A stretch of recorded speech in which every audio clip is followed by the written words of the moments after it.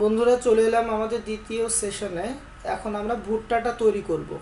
আমাদের এখানে ভুট্টাটা হচ্ছে এইচটিএমএল। তো এইচটিএমএলটা লেখার জন্য আমাদের একটা জায়গা লাগবে যেখানে আমরা লেখাটা লিখতে পারবো। তো আমরা যদি স্মার্ট বয়, তো আমরা লেখার জন্য একটা নোটপ্যাড প্লাস প্লাস নিব।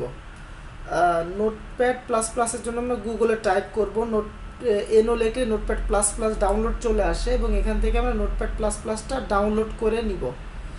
তো এখানে ডাউনলোডে ক্লিক করি। ডাউনলোডে ক্লিক করলে আমাদের যে অপশনটা আসবে, আমরা এখান থেকে নোটপ্যাড প্লাস প্লাসটা ডাউনলোড করে নিব। আমার যেহেতু ডাউনলোড করাই আছে, আমি ডাউনলোড করলাম না।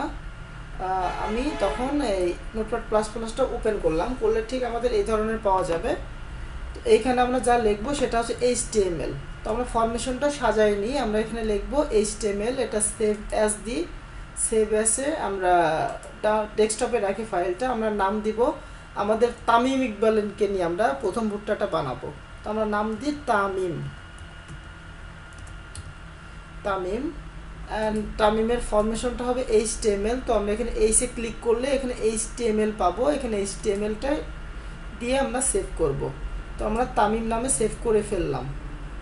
আর এখন আমরা কি লিখবো, আমরা তো কিছু জানি না। তো আমরা জানার জন্য আমরা এখানে খুঁজবো যে আমরা কোথায় লিখতে পারি।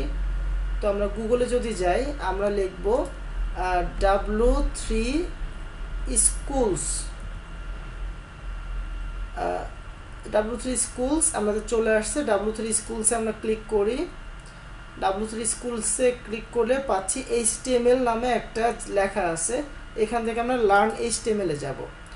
লার্ন HTML-এ গেলে দেখি যে আমরা HTML-এ সুন্দর সুন্দর ভাষা লেখা আছে। এখানে ট্রাই টু ইয়োর সেলফে যাই। ট্রাই টু ইয়োর সেলফে গেলে আমরা দেখি দিস ইজ এ হেডিং লেখা এবং দিস ইজ এ প্যারাগ্রাফ লেখা। তো তার মানে আমরা কিছুই জানি না আমরা কিভাবে কি লিখব।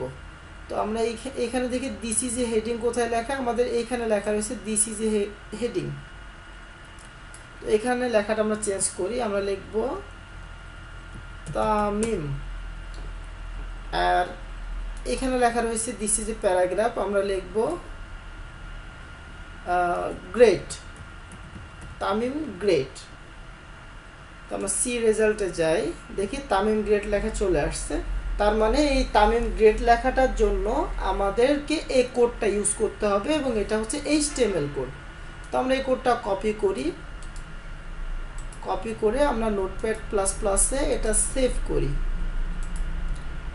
দেখো বন্ধুরা, আমাদের এটা সেভ হয়ে গেছে। এখন সেভ করার জন্য আমরা এখানে ক্লিক করি। এখানে সেভ বার আছে, সেভ বারে ক্লিক করলে আমরা এই পেজটা সেভ হয়ে যায়। এখন আমরা এটা রান করব বা দৌড়াবো। এটা আমরা একটা ব্রাউজার বা ফায়ারফক্সে রান করি। রান করলে দেখব যে HTML গ্রেডটা চলে আসছে। এখন তামিম ইকবালের একটা ছবি আমরা বসাবো। তো এখানে আমরা দেখি ইমেজ কোথায় আছে, HTML ইমেজ। HTML ইমেজেও আগের মতো যাই, যে ট্রাই টু ইয়োর সেলফে যাই। যাওয়ার পরে আমরা দেখি এখানে ছবি আছে। তার মানে ছবির জন্য আমার এই কোডটা ইউজ করা লাগছে। তো আমরা এখান থেকে এটা কপি করি। কপি করে আমার নোটপ্যাড প্লাস প্লাসে বসাই তামিম এবং গ্রেটের ঠিক মাঝামাঝি জায়গায়। এখানে লেখা রয়েছে অল্টার। আমাদের স্টাইল করা লাগবে না, আমরা স্টাইলটা কেটে দিই। আর এখানে আমরা তো দাগ দিয়ে দিই। দেখো বন্ধুরা, এখানে লেখা রয়েছে পিক মাউন্টেন .jpg। এখানে আমরা তামিম ইকবালের ছবি রাখবো। তো আমি আমার ডেস্কটপে একটা ছবি রেখে দিছি তামিম ইকবালের জন্য। এই ছবিটা তামিম .jpg নামে সেভ করা। তো এই লোকেশন থেকে আমি আমার ছবিটা দেখাবো। তো বন্ধুরা, আমি আমার নোটপ্যাড প্লাস প্লাসে যাই এবং এখানে লিখব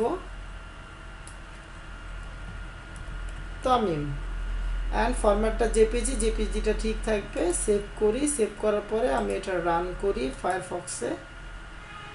দেখি হ্যাঁ, আমাদের তামিম ছবিটা চলে আসছে। বন্ধুরা, আমাদের ভুট্টাটা বানানো শেষ। আমরা এই ভুট্টাটা এখন মোবাইল অ্যাপ্লিকেশন আকারে তৈরি করব। আমাদের প্রথম ভুট্টাটা খুব একটা ভালো হয় নাই। তৃপ্তির জন্য তামিম ইকবালের ছবিটা দেখব এবং আমাদের এই প্রথম টেস্টের কথাটা মনে করব যে আমরা প্রথম টেস্টে কি করেছি। ধন্যবাদ বন্ধুরা।